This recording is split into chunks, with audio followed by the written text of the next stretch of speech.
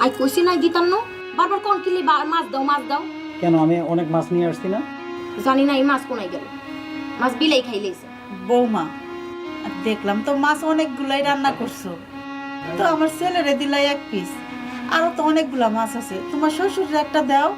দেখো, বিড়েলে মাছ খেয়েছে, তারপরে তো মাছ আছে, ওখান থেকে আব্বাকে এক পিস মাছ দিয়ে দাও। আই কইছি নাই দিতাম না, এই মাছ আই খাইও। তাহলে তুমি দিবা না? না। ঠিক আছে, আমি আমার এখান থেকে দিচ্ছি।